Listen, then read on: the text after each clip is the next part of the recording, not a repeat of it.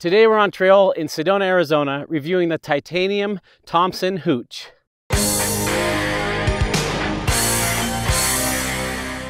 Thomson's been making parts for years, stems, seat posts, bars, stuff like that. But this is their first mountain bike. It's a titanium hardtail. If you want all the details, I've got it over on my first look video. It's a 27.5 bike meant for a 140 fork. Although today we're running it with a 120 29er fork. Same axle to crown as a 140 27.5. And we're first taking it out in 27.5 mode. And then I'm going to throw a mullet wheel on it and I'll take it out in mullet mode to see which I prefer. Here we go. Wheelbase feels nice and compact. Feels like a play bike. And 27.5s are so good for that. Yeah, those steeper head angles mean the front wheel's not quite so far out in front of you. And the shorter reach just give this a more compact wheelbase, which makes it easy to maneuver at slow speeds. Makes it change direction real nice. One thing I changed from the first look is I shortened the stem. When I reached out to Thomson for this review, the only stem they had was a 90 mil. And we knew that'd be too long, but I wanted to feature it. And it was too long, so I've swapped it out for a 50 mil. I'm getting heel rub on the chain stays. Yeah, that's annoying. Every pedal, rubbing my heel on the chain stays. Man, these atomic wheels are so good. They're light and they spin up to speed so fast. The stack is shorter than what I'm used to on my personal bikes. It does give it a bit of a sporty feel, but I'm running a lot of spacers under this and I still feel kind of low in the front. The seat tube is too tall for me to run a 150 on a medium. That's a bummer. They easily could have shortened it. Let me show you.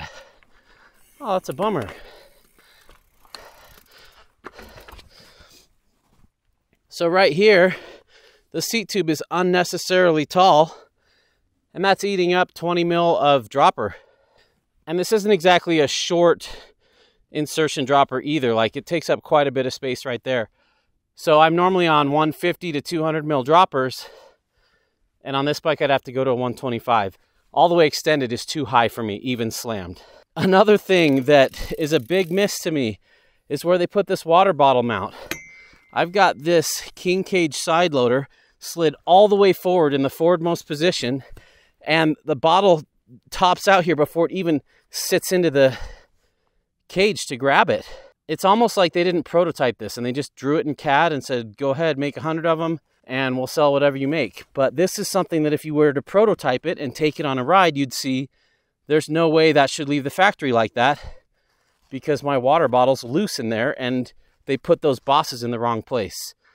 So the craftsmanship is beautiful, but I feel like the designers that kind of decided all this stuff maybe rushed it a little bit. Like, these chainstays flaring out here so my heels are hitting them. That didn't need to flare out there. There's no reason for it to flare all the way out here outside the brake. It could have stayed in. Maybe they were trying to make that flat mount work, and that was part of the flat mount brake. Another thing, and this is nitpicky, but the cable insertion port here and here are not even. This one's about 1 centimeter forward. Not the end of the world in the slightest, but it just looks off.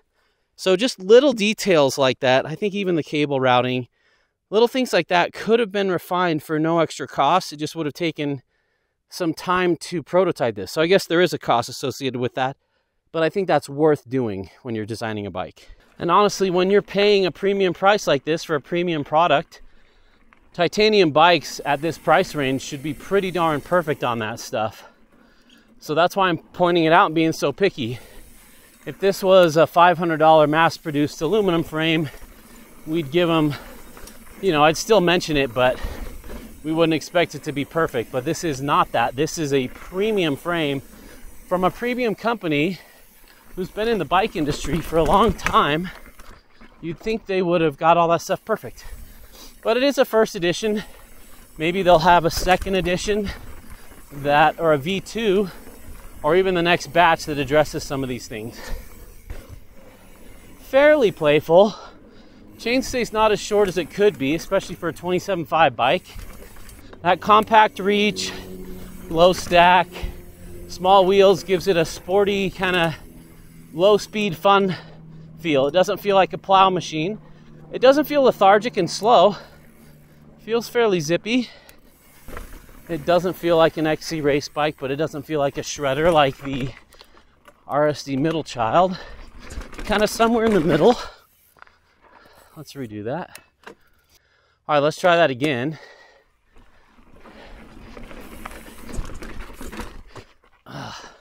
It's harder to climb technical stuff like that due to the shorter wheelbase. I wouldn't want the chainstay any longer. Seat angle doesn't feel crazy slack. Reach doesn't feel crazy short with the 50 mil stem. Wheelbase feels rather compact. It's a decent climber. It's not my favorite tech climber. If you have steps or ledges like this, yeah, just takes a lot of muscling to get up them. That's not the 27.5 wheels. I think it's just that short wheelbase. I actually feel like slacker, longer wheelbase bikes climb tech better. They're a little more stable. Whereas these shorter wheelbase bikes want to lift the front wheel a little more. I'm not hitting bonus lines on the climbs because I'm not making them. So a mellower green and blue stuff and flow like what I'm on right now does real nice. It accelerates well. It's pretty fun. I don't like to use the word nimble because that means a million different things to a million different people. It changes directions at slow speeds really well. I feel like the 27.5 wheels suit it really well. Doesn't charge quite as hard as a 29er. Not quite as fast on the flats or XC terrain. I'm okay with that. A lot of us don't really care about how fast we're going. And we ride for just fun and enjoyment and relaxation. And this does have more of that kid vibe. I feel like this is better suited for flatter terrain than chunky, gnarly, big stuff. Like Bentonville, this would be pretty fun. Midwest stuff would be pretty fun. Northern California. Still, if you're looking to be efficient, a 29er is definitely going to be more efficient. But this has that fun, feel like a kid 27.5 vibe. And 27.5s are so good at that. Far too often we focus too much on Strava times and PRs and is this bike faster? Oh man, there's so much more to mountain biking than being the absolute fastest you can. Yeah, my heels are still clicking on that chainstay every single time. I'm a little bit disappointed. I had high expectations and high hopes from Thomson. As far as frame stiffness goes, this is pretty middle of the road for Thai. Not as smooth as the Sage Flow Motion or as smooth as the Titanium Middle Child, of course. That's far more supple. But it's not as stiff as the Curved Down Rock. Pretty middle of the road. It's not beating me up. Better than almost all aluminum bikes. About on par with Taiwanese steel bikes, most Taiwanese steel bikes. Not harsh. Not like super smooth and supple. But it's got a good ride feel. Hello. How you doing? Good, you guys can come on through. I feel like it could have benefited from, if you want to make it super playful, a little shorter chainstay and slightly longer reach. Still plays, it's still manuals and has fun, but it's not like the Middle Child. It's just, you're grinning from ear to ear on that thing, looking for every single line to boost the manual. Happy to get airborne. I wish it had that little bit taller stack. That'd make it a little more playful. It's not an all-out brawler. Not super hardcore. It's just a good trail hardtail. So how does it feel compared to like the Banshee Enigma, which is also 27.5 hardtail. The Enigma's more playful. The Enigma's more shreddy. I actually prefer the Enigma for my riding style. Enigma charges harder, and I actually like the riding position a little more. But that doesn't mean you will. Everybody's different. If you're coming from gravel or road or XC racing and you like the sportier side of things with a little bit lower, more attack-ready riding position, I think you're going to like this. It kind of puts you over the front naturally based on that lower stack height. I'm pretty picky on bikes. I can feel a lot of small things. There's nothing about the ride feel that's just glaring to me that's just, oh, this is a deal breaker. As this is a fun 27.5 bike. I can't charge as hard as something like a Chameleon, but it sure is enjoyable. It corners really well. It's got that fun vibe of a good 27.5 bike. And I know a lot of people have bought into the 29er thing. I like 29ers too. But every time I hop on a good 27.5 bike, I'm like, oh yeah, this is why they exist. They're really fun. They've just got a totally different vibe to them than a 29er. They're a little less serious, which is why I ride hardtails anyway. Just get out and enjoy nature. Take yourself a little less seriously. Boy, these atomic wheels are smooth and light. They spin up so fast. When you go from a dead stop, and you're just sprinting from a dead stop, they spin up quick. They accelerate quickly. It doesn't feel like you're turning a heavy wheel. I actually really like this with the 120 29er fork. I think a 140 would give you a little more huckability, but I don't think the head angle of this bike would make for like a super confident hucker, like hucking off drops or hucks to flat. So I think I actually built it up about right with this 120 mil Stepcast 34 29er.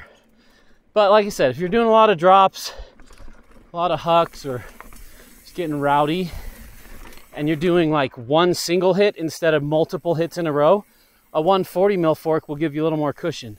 But it's when you hit multiple hits in a row, just boom, boom, boom, boom, boom, boom, boom, that these bikes tend to ride more like staplers, especially at a 66.5 degree head angle. It's not quite slack enough to be a super hard charger for me. But that's okay, it's really fun on these blue trails. All right, let's go throw a 29er up front and see how it compares on the same trail. All right, we're back on the Mullet setup. Ready to rock and roll. Oh, I still feel that short wheelbase. A little bit nervous at high speed corners. Maybe nervous is the wrong word, just that short wheelbase is great for speeds under 15 miles an hour. Like this sort of stuff, it's really great. It just kind of picks its way through everything, and the head angle feels great for this stuff. I definitely feel a taller stack with the 29er up front. Now, if I didn't have these back to back, maybe not, but I was able to just run to the car and swap these out real quick. That's a really fun way to test back to back. Yeah, front end feels a little higher. Geo doesn't feel bad though. It definitely changes the nature of this. Where I feel like Mullets really excel is on steep downhills with successive linked turns. I feel like it falls into the fall line better with that shorter rear end. I don't know that I feel a huge difference on flat terrain like this. It's lost a little bit of the agility. You know, it wants to kind of stay straight a little more than carve around at slow speeds. It can still do it, but it's definitely takes more energy.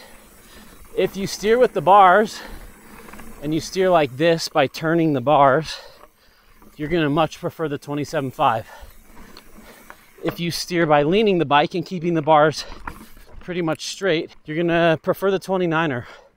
Although the 27.5 does both, the 29er really needs you to lean it and flop it into that feeling to where it hooks up on those side knobs. Most people think they're leaning the bike when they turn, but they're not leaning it even close enough to what they need to. So on your next ride, see how straight you can keep the bars on turns and just dump the bike, really lean it. If you don't do that yet, it's going to take some getting used to, but it'll make a big difference. It's weird, that taller front end in mullet mode makes it feel a little bit more BMX-like in the sense that you got a tall stack and it's not hard to pick up that front wheel a little bit, but it lost some of the slow speed agility of the 27.5 that BMXs have, you know what I mean? So you kind of, the riding position's BMXy, but the handling's less BMXy. This thing is happy to manual right now. I like it. Chainstays don't feel short like the Maniac or the Middle Child. Thank you very much. Appreciate it. Have a great day. We're gonna see if this is better on technical climbs like this. I think it might be, but we still have that short wheelbase that just seems to get hung up on rocks a little bit differently. Power move here. I will say the front end kind of motored through that and didn't get stuck in the holes quite as much. Interesting. I didn't think on the front end I'd feel a huge difference with the front not getting stuck in holes, because on a hardtail usually it's the back wheel that gets stuck in holes. But on that move I feel like it kept its momentum a little better. The front end does want to lift more, being in this position with that short wheelbase. The seat angle feels slacker than it is. This would be just fine for winching up a fire road or a single track climb that's not too technical or steep. But for a trail like Amasabak, Captain Ahab, and Moab, I'd be struggling on some of the bigger moves that I can get on my other bikes. Here's a semi-techie climb with little 6 to 8 inch square lifts, like going up bigger curbs. It's okay. I feel like you have to be on your game a little more and muscle the bike a little. You can't just turn your brain off and pedal up. Does not have near the composure of my Maniac. Not a huge difference. A little more serious with the 29er front. The steering is noticeably different. Like I said, this thing wants to be pre-turned and leaned into things, where the 27.5 you could be lazy and ride like someone who has no experience and just steer from the top of the bike like this. But this bike isn't as happy with that. See if I have any more confidence here. Oh yeah, I definitely have more confidence on this stuff. Taller front end. The bigger wheel doesn't get quite so swallowed up in holes. So I think for speeds over 15 miles an hour, the Mullet's the way to go on this thing, both up and down. But for speeds under 15, I think the 27.5 is a little more playful. And don't just look at your max speed. I encourage you to look at kind of your average speeds. A lot of people in my bike consultation service, when we're chatting, I'll invite them to send me a video of their local trails that they ride the most.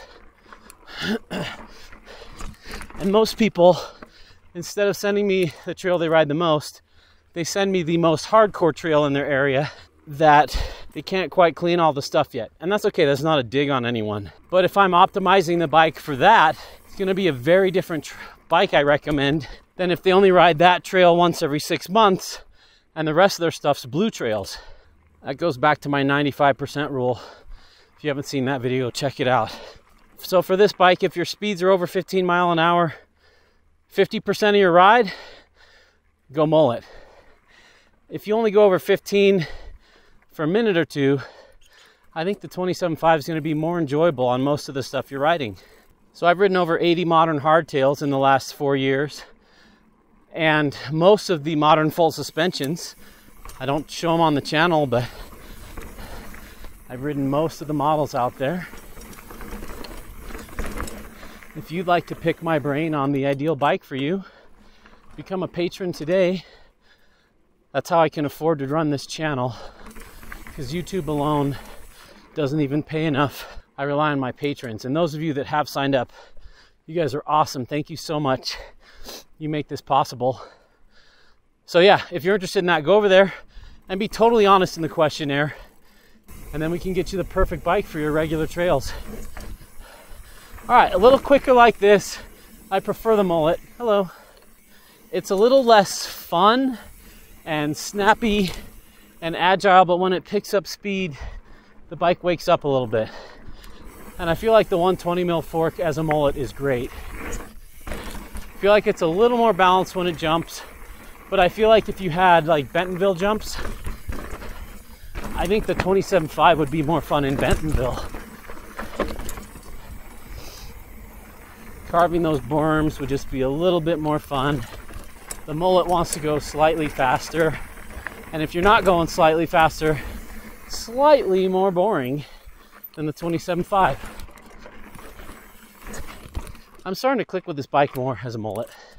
So if your speeds are regularly over 20 miles an hour and you're approaching 25 or 30, I think you're going to want an even longer wheelbase than this, a longer reach, a slacker head angle. But if we're honest, most of us are not on hardtails on terrain like that. So I think this bike's actually a great all-rounder. You may have to play with bar height and stem length and saddle position and crank length and all that stuff. And if you're vertically challenged with really short legs like me, you might be fighting the seat tube length. I'm 5'6". I have the torso of someone 5'10" and the legs of someone 5'2". I can't even straddle a 29er. Like my inseam with no shoes on is 27.5. That's why I like short cranks. That's why I like short seat tubes. That's why I like steep seat tubes. And it's why I like long reaches, because my upper body's pretty long. And on short reaches, I just feel like I have all this leverage over the bike that I don't really want. So sizing on every bike will depend on so many things. Where you're riding, how you're riding, how steep your terrain is, if you get over the front or over the back, body proportions. There's a lot that goes into it. This bike's fun. It's not quite as sporty and zippy as the Banshee Enigma. Even though it's slightly lighter, it doesn't ride much lighter. Stiffness is about the same between the two, though I feel like the Enigma has a little bit better power delivery. The Enigma is noticeably slacker and wants to be pushed a little harder. This thing reminds me a bit of the Sour Crumble. It's kind of good at a lot of things. Kind of a jack of all trades. And if you're in the point where you want a titanium bike that says Thomson on it, and you like those beautiful looking welds and build quality, I think this could be a great fit for you. So who's this bike not for? Not for enduro racers, not for people who like super slack, super long bikes, not for XC racers, but it is for people who like a trail bike and just want to get out and pedal, who are less concerned about Strava times and beating their friends and all that junk, and just want to go out and have fun and forget about the bike. This would be a great choice for that. Let's talk components. I like the quality of Thomson stems. I don't like the 3mm Allen head. I don't like the dropper lever very much. The dropper feels all right. It's kind of slow to rise, but the actual dropper feels okay, but the lever's at a weird angle. I feel like the lever could be designed to be much better. It works, just not like, you know, Thomson, we've come to associate with the best of the best, and the dropper experience isn't best of the best. I feel like the frame, they missed some design cues that they could have caught if they'd prototyped more and actually built one and went on a ride with it. Who knows, maybe they did, but I'm doubting it. Nobody used that water bottle mount there because it won't fit water bottles well. That's, you know, on the price of this frame, that's a miss, and I've got to call that out. I'm here to review bikes, not just tell everyone they're all perfect. But my reviews are intended to educate people before they buy.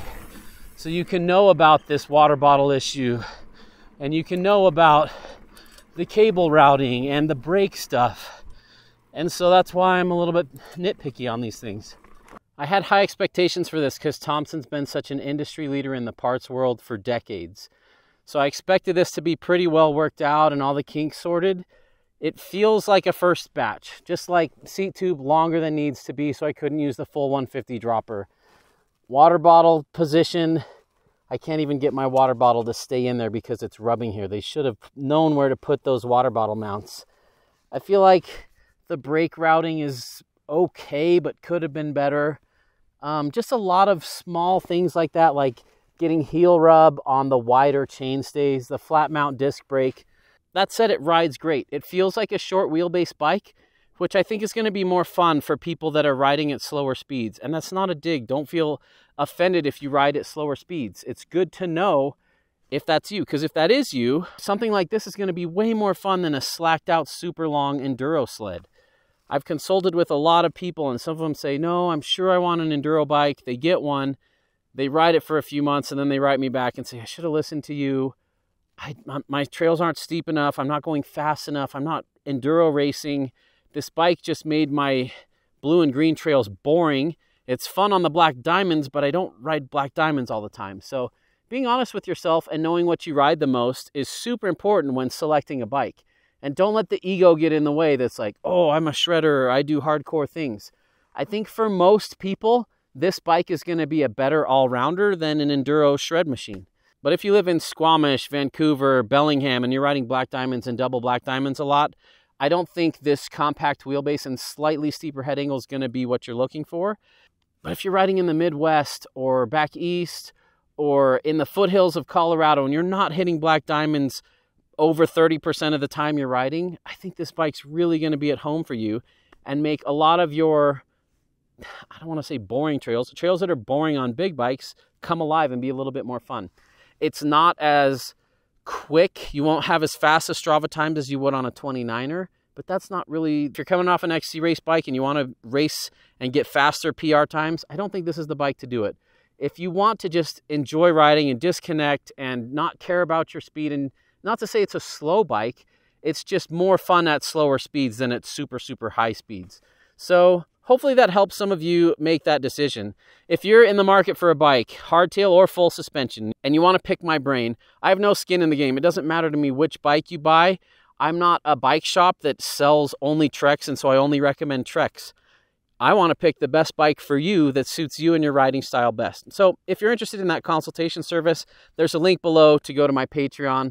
If not, feel free to keep enjoying these free videos. Thanks for watching, everybody. There's a party in the mountains, and you're invited.